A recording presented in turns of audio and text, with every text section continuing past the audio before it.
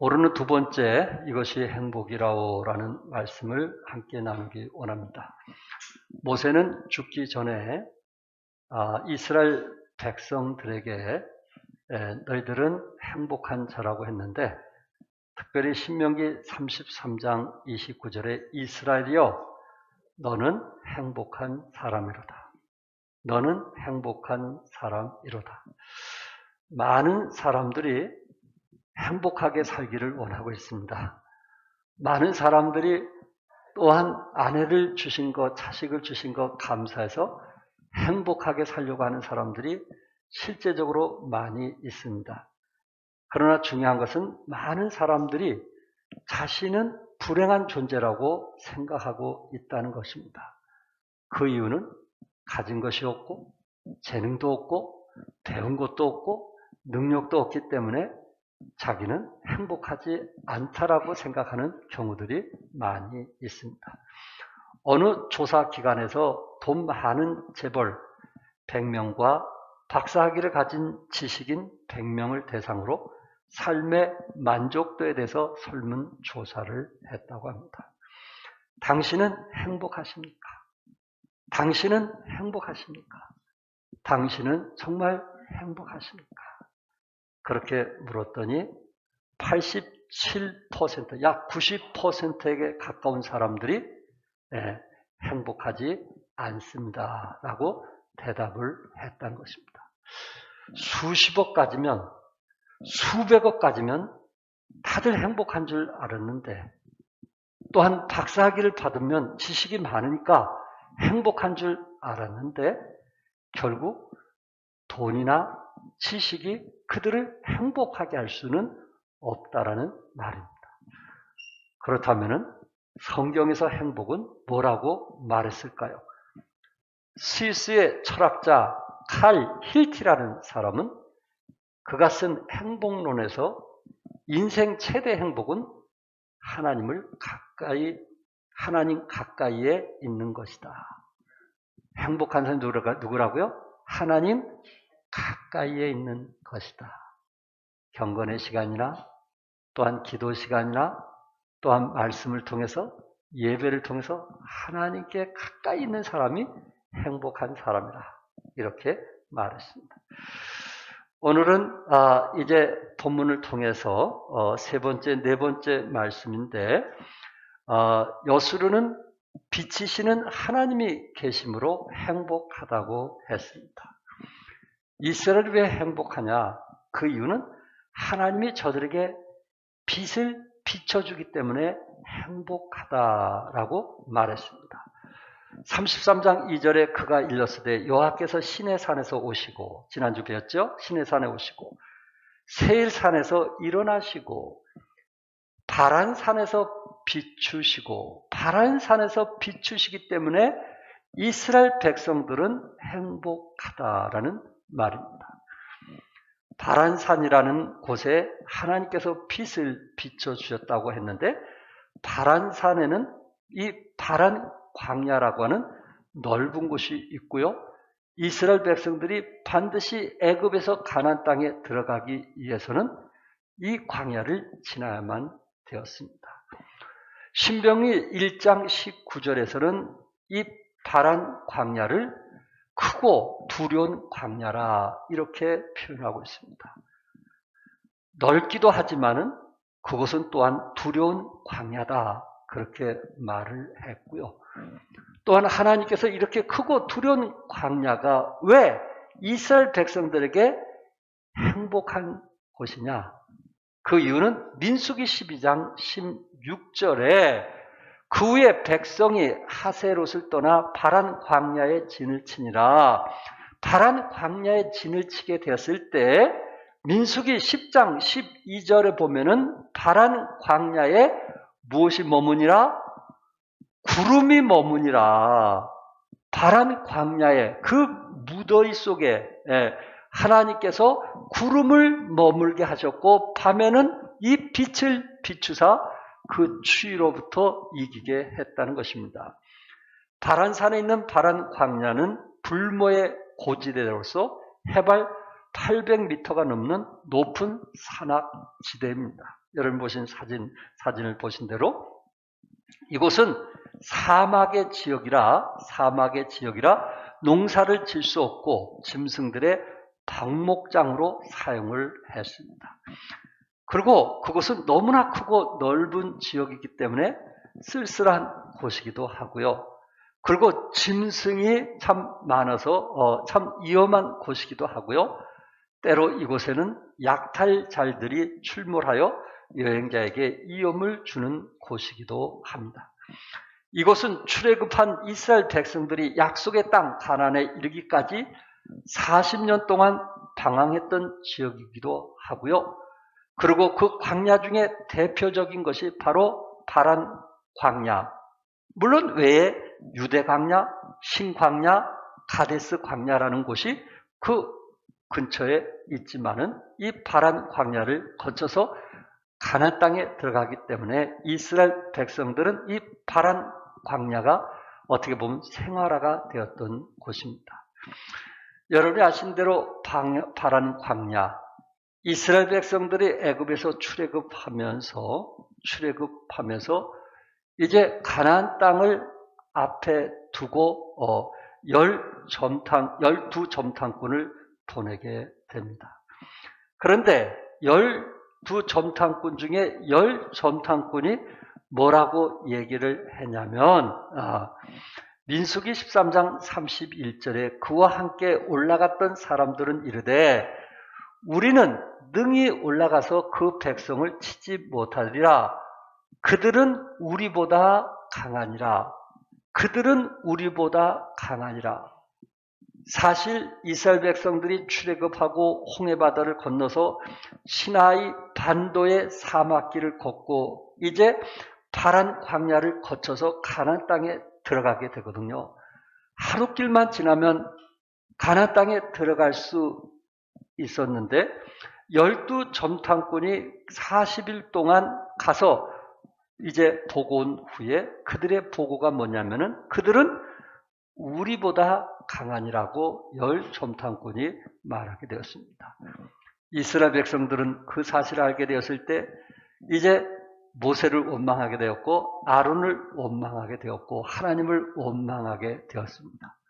하루길을 남겨놓고 결국은 하나님께서 저들을 다시 광야로 내쫓아서 38년, 거의 2년 만에 그곳에 왔는데 저들이 불평하고 원망함으로 다시 광야로 38년 동안 고생을 하게 됩니다. 여기서 하나님께서 약속한 것이 뭐냐면은 이스라엘 백성들 가운데 메시아는 20세 이상은 그곳에 들어갈 수 없게 했습니다. 그런데 성경에 장정만 몇 만이었어요? 60만 명이라고 했어요. 그러면은 부부까지 합하면 120만 명이 되는 거거든요.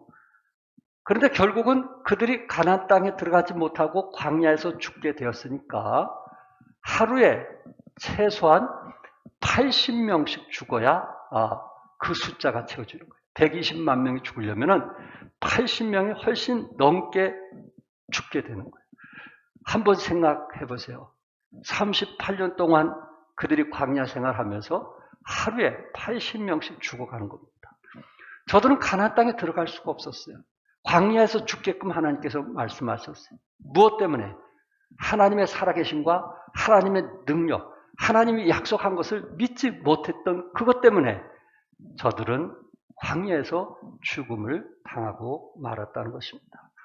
저들이 이제 38년이 지나서 40년째쯤 다시 이제 돌아오게 되었을 때 역시 파란 광야를 거쳐서 돌아오게 되었거든요.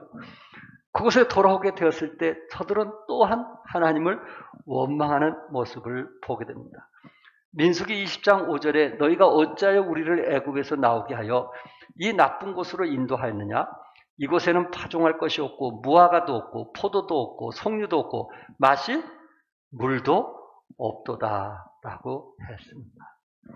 여러분이 아신 대로 하나님께서 모세를 통해서 반석을 몇 번 치라 했어요? 한 번 치라 그랬는데 모세가 너무 화가 나서 2번을 친 거예요. 분을 낸 거예요. 분을 낸 거예요. 화가 난 거예요. 화가 난 거예요. 그래서 반석을 2번을 쳤습니다. 40년 동안 광야 생활을 하고 가나안 땅에 들어갈 수 있는데 그것을 참지 못해서 2번을 치는 바람에 결국은 모세는 광야에서 죽고 맙니다. 그 앞에 그 가나안 땅을 바라보면서 죽게 되는 아픔을 보게 됩니다. 미국의 크리스웰 목사님이라고 그분이 책도 많이 쓰셨는데 크리스웰 목사님이 한 교회에서 50년을 목회하셨어요. 50년. 그러면서 그분이 한 얘기 중에 50년 목회가 5분 만에 무너질 수 있다라는 얘기를 했어요. 50년 목회가 5분 만에 무너질 수 있다. 자신의 분을 참지 못하게 됐을 때 그 50년 목회가 5분 만에 무너질 수 있다. 또한 성적인 유혹으로 5분 만에 무너질 수도 있다라고 했어요. 지금 모세는 40년을 목회하면서 4분 만에 그것을 참지 못해가지고 반석을 2번 치는 바람에 결국은 가나안 땅에 들어가지 못하고 죽게 되는. 그러나 이스라엘 백성들은 보니까 짐승들까지 반석에서 물이 차고 넘쳐서 짐승들까지 먹였다고 성경은 말씀하고 있습니다. 이스라엘 백성들은 광야 생활을 했어요. 이스라엘 백성들은 파란 광야라고 하는 것이 죽음의 장소요. 또한 사망의 음침한 곳이요. 또한 대낮에 40도, 50도 되는 찜통 무더위 속에서 하나님께서 구름 기둥으로 더위를 가려주었고 밤에는 추위에 불 기둥을 비춰주신 하나님. 그러니 이스라엘 백성들은 얼마나 행복한 사람이냐. 모세는 그것을 보면서 이것이 행복이라고 라고 이스라엘 백성들에게 깨우쳐 주었던 것입니다. 신명기 32장 10절 같이 한번 읽을까요? 시작. 여호와께서 그를 항무지에서 짐승이 부르짖는 광야에서 만나시고 호위하시며 보호하시며 자기의 눈동자같이 지키셨도다. 파란 광야는 항무지요, 짐승이 부르짖는 광야요, 절망과 죽음의 장소요, 불안과 공포의 장소요, 사망의 음침한 골짜기요, 전혀 소망이 없는 사망이 그늘진 땅인데 하나님께서 그곳에 뭘 비쳤어요? 빛을 비춰주셨단 말이에요. 하나님께서 저들에게 파란 광야에 빛을 비춰주셔서 만나를 주시고 호위하여 주시고 보호해 주시고 눈동자같이 지켜주셨으니 여수린이여 너희들은 행복한 자가 아닌가. 모세가 임종하면서 이스라엘 백성들에게 말하고 있는 것입니다. 이사야 9장 2절에서도 흑암에 행한 백성이 큰 빛을 보고 사망의 그늘진 땅에 거주하던 자에게 빛이 비치도다. 흑암에 행하던 백성에게 하나님께서 큰 빛을 보게 했고 사망의 그늘진 땅에 거주하던 자에게 빛이 비쳤으니 이것이 행복이 아니냐. 모세는 40년 동안 보내오면서 비록 자신은 가나안 땅에 들어가지 못하지만 자신을 포함해서 이스라엘 백성들이 얼마나 행복한 사람이었던가 하는 것을 지금 고백하고 있는 것입니다. 제가 이 찬송 중에 광야를 지나며 찬송을 참 좋아합니다. 장진숙 씨가 이제 작곡인데요. 왜 나를 깊은 어둠 속에 홀로 두시는지, 어두운 밤은 왜 그리 길었는지, 나를 고독하게 나를 낮아지게 세상 어디도 기댈 곳이 없게 하셨네. 광야에 서 있네. 주님만 내 도움이 되시고 주님만 내 빛이 되시는, 주님만 내 친구 되시는 광야.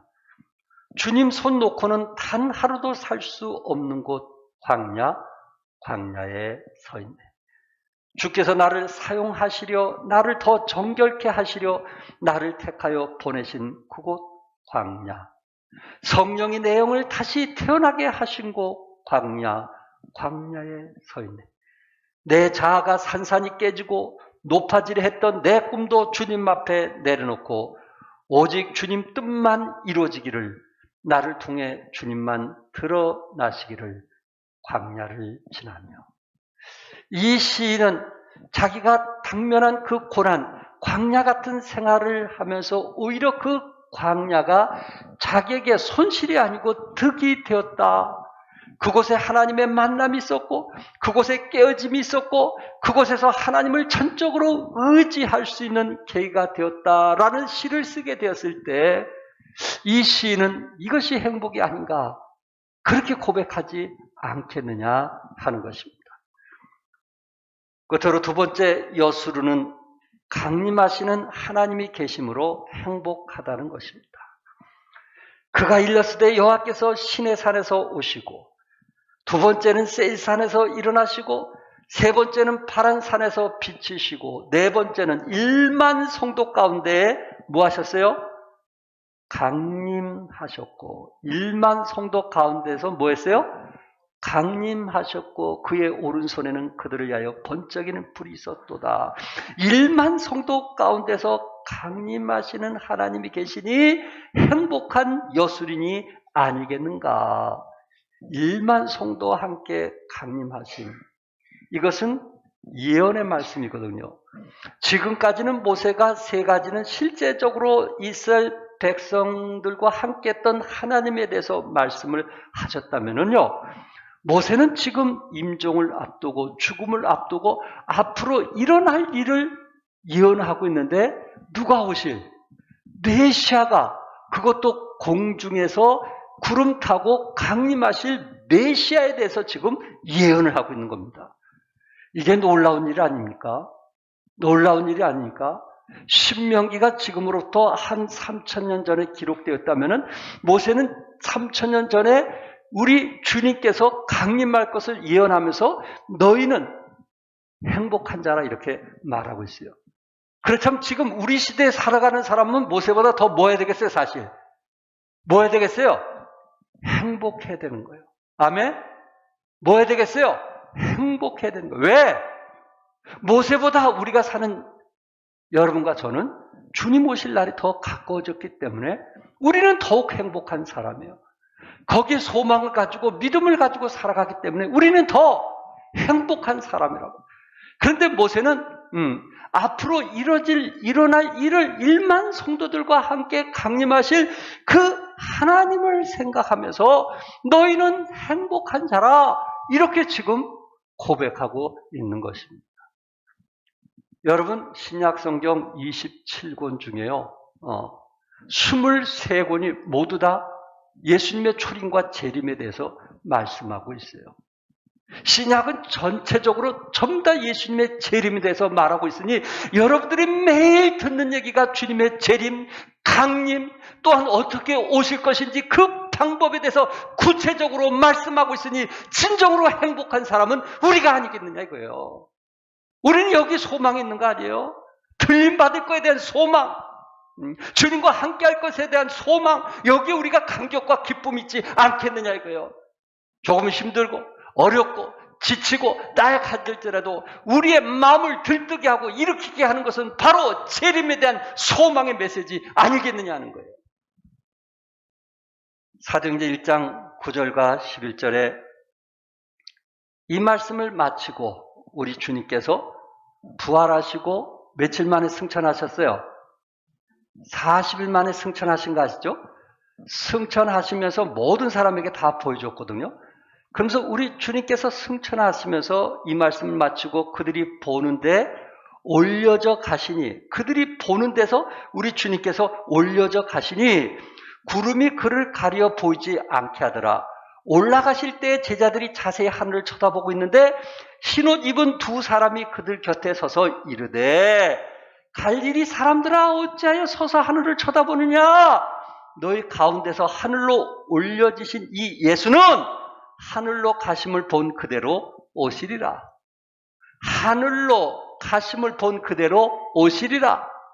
너희들이 승천하신 그 예수님을 본 것처럼 우리 주님은 다시 오시겠다라고 약속을 한 겁니다. 마태복음 24장 30절과 32절에 그때 인자의 징조가 하늘에서 보이겠고 그때 땅의 모든 족속들이 통곡하며 그들이 인자가 구름 타고 능력과 큰 영광으로 오는 것을 보리라. 그가 큰 나팔 소리와 함께 천사들을 보리니 그들이 그의 택하신 자들을 하늘 이 끝에서 저 끝까지 사방에서 모으리라. 우리 주님께서 구름 타고 능력과 큰 영광으로 오실 때에 천사들이 택하신 자는 하늘 이 끝에서 저 끝까지 사방에서 모으겠다고 말씀을 했어요. 이 끝에서 저 끝까지 사방에서 모으는 사람은 뭐한 사람이에요? 택한 사람이에요. 택한 사람. 이것을 구체적으로 데살로니가전서 4장 16절과 17절에서는 주께서 호령과 천사장의 소리와 하나님의 나팔 소리로 친히 하늘로부터 강림하시리니 그리스도 안에 죽은 자들이 먼저 일어나고 그 후에 우리 살아남은 자들도 그들과 함께 구름 속으로 끌어올려 공중에서 주를 영접하게 하시리니 그리하여 우리가 항상 주와 뭐하리라? 함께 있으리라. 택하신 자를 이 끝에서 저 끝까지 사방에서 모으겠다고 했는데 데살로니가 전서에서는 좀 더 구체적으로 뭐라고 얘기했냐면은 그리스도 안에서 죽은 자들이 먼저 일어나고 그리고 주님이 그 공중 재림하실 때 살아난 자들이 이 몸이 새로운 몸으로 이제 변화가 되어서 공중에 들림받아 주님과 함께 있겠다라고 약속을 했습니다. 어느 때 이런 일이 일어날까요? 주님의 호령이 발할 때, 천사장의 외치는 소리가 있을 때, 하나님의 나팔 소리가 있게 됐을 때 동시에 이 세 가지가 함께 울리면서 죽은 자들이 먼저 일어나고 살아남은 자들이 그들과 함께 구름 속으로 끌어올리는 이런 역사가 일어나게 된다는 것입니다. 우리가 들림받게 됐을 때 4장 17절에 우리가 항상 주와 함께 있으리라. 우리 주님과 영원히 함께 있으리라. 이보다 더한 축복이 어디 있겠습니까? 여러분, 예수님께서 제자들에게 뭐라고 말씀했냐면은 내가 곧 떠나야 된다라고 말씀하셨어요. 주님이 십자가의 죽으심을 제자들에게 말씀했어요. 그러니까 제자들이 주님 떠나시면 안 됩니다. 왜 떠나셔야 됩니까? 라고 예수님에게 물었거든요. 그럴 때 우리 주님께서 뭐라고 말씀을 하셨냐면은 그 떠나는 이유에 대해서 말씀을 하면서 요한복음 14장 3절에 내가 다시 와서 너희를 내게로 영접하여 나 있는 곳에 너희도 있게 하리라. 내가 가서 집을 마련해가지고 다시 와서 너희를 데리고 갈 테니 그 이유 때문에 내가 가야 된다 하면서 내 아버지 집에 거할 것이 많도다고 했습니다. 우리는 주님과 함께 할 것입니다. 우리는 주님이 마련해 놓은 맨션에 가서 영원토록 주님과 함께 할 것입니다. 힘들고 지치고 지금 어렵지만 이 말씀이 여러분에게 위로가 될 수 있기를 바라고, 그래서 그 4장 데살로니가전서 4장 18절에 이러한 말로 서로 뭐하라? 위로하라. 이러한 말로 서로 뭐하라고요? 위로하라.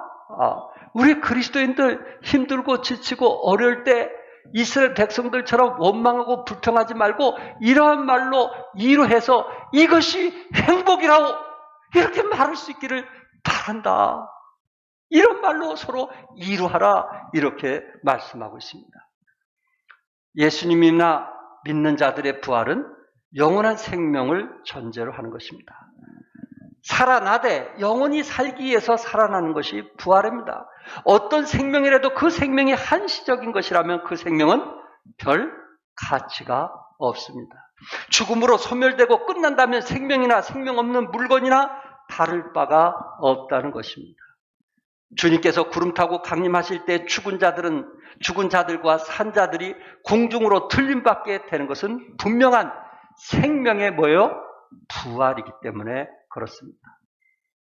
영원한 생명이 없다면 존재가 무의미하고 삶이 무의미하고 열심히 사는 것이 무의미하고 도덕과 윤리가 무의미하고 고상한 삶과 본능적인 삶의 구별이 무의미할 것입니다. 오히려 아무렇게나 살다가 일찍 죽는 것이 나을지도 모르겠습니다. 그러나 여러분과 저에게는 그리스도 안에서 부활이 있다는 것입니다. 새로운 몸으로 우리가 부활한다는 것입니다. 그곳에는 영원한 생명이 있다는 것입니다. 이것이 우리의 소망이기 때문에 우리는 살아갈 이유가 있는 것입니다. 지금 지치고 어렵지만 살아갈 이유가 있는 것입니다. 부부간에, 가족간에 정말 힘들고 어렵지만 살아갈 이유는 우리는 미래에 소망이 넘치기 때문에 그렇습니다. 이것이 행복 아닐까요? 이것이 우리에게 진정한 기쁨과 즐거움이 아닐까요? 1세기 어떤 랍비에 대한 이야기입니다. 이 랍비는 그 제자들에게 항상 뭐라고 했냐면은 죽기 하루 전에 회개하라는 말을 했습니다. 죽기 하루 전에 회개하라. 제자들이 늘 공부하면서 그 랍비 선생께서 죽기 하루 전에 회개하라. 그 말은 맞는 것 같은데 이해가 안 되는 겁니다. 죽기 하루 전에 회개하라뇨. 내가 언제 죽을 줄 알고 잠자다가도 죽을 수도 있고 무슨 사고로도 죽을 수 있는데 아니 죽기 전에 회개하라뇨. 이게 말이 되는 겁니까? 라고 물었어요. 그런데 그 랍비 선생은 한참 생각하더니 제자들에게 얘기합니다. 죽기 하루 전에 회개하라. 그 얘기를 했다고 합니다. 여기서 주는 의미가 무엇일까요? 그것은 당장 회개하라는 의미도 있고요. 또 하나는 내일도 죽을 수 있으니 최후의 종말 의식을 갖고 가치 있게 살라는 뜻입니다. 종말의 의식을 가지고 하루하루 가치 있게 의미 있게 살라는 말입니다. 우리의 육신의 종말은 언제 올지 모르기 때문에 방탕하지 말고 세상 사랑하지 말고 주님이 오늘 오실 것 같은 그런 믿음을 가지고 살아가는 것이 성경적인 종말론에 대한 이야기입니다. 우리는 주님이 언제 오실지 확실히 모릅니다. 그것은 누구만 아신다고요? 우리 하나님만 아십니다. 어느 누구도 몇 년, 몇 월, 며칠에 올 것이라고 하는 그 자체는 거짓말입니다. 그러나 분명한 것은 주님 오실 때 징조를 보여주겠다고 말씀을 했어요. 징조를 보여주겠다고. 이방인 수가 찰 때 주님이 오시겠다고 했는데요. 지금은 유대인들이 하나님을 믿던 유대인들이 갈수록 예수 믿고 구원받은 사람들이 갈수록 지금 늘어나고 있다는 통계를 제가 듣게 되었습니다. 그리고 지진은 갈수록 많이 일어날 것입니다. 지진이 없기를 바라죠. 그러나 성경은요, 예언을 했어요. 이 지구에 일어날 일을 미리 말씀했어요. 그런 일이 있으면 있을수록 옷깃을 여미고 주님의 재림을 사모하라고 성경은 말씀하고 있어요. 그리스도 안에서 구원받고 하나님의 자녀가 된 여러분들에게 또한 우리 주님께서 공중에 재림하셔서 우리를 들림받게 한다는 사실을 기억하면서 좀 힘들고 어렵지만 참고 견디시면은 우리 천국에서 영생 복락을 누리라고 믿습니다. 끝으로 강영우 박사님에 대한 이야기를 하고 마치려고 합니다. 시각 장애인으로서 그런 몸으로 유학을 가서 1976년 한국 최초 맹인 박사가 되었습니다. 그리고 2001년, 지금으로부터 20년 전 백악관 국가장애위원회 정책 차관보를 지냈습니다. 얼마나 화려한지 아시겠죠? 두 자녀들도 믿음 안에 너무 잘 키워가지고요. 좋은 대학에 나와서 아주 정말 영적으로 훌륭한 자녀라는 것을 책을 통해서 보게 되었습니다. 그런데 그에게는 이런 찬란한 일만 있는 것은 결코 아니었어요. 그에게도 어렵고 힘든 부분이 있었다는 것입니다. 그는 13살 때 아버지를 여의고 이듬해 축구공의 눈에 맞아 시력을 잃게 되었습니다.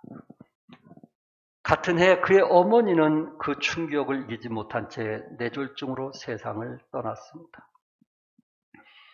졸지의 가장이 된 큰 누나는 학업을 포기하고 평화시장 동제공으로 취직해 밤낮 없이 2년간 일하다가 결국은 죽게 되었습니다.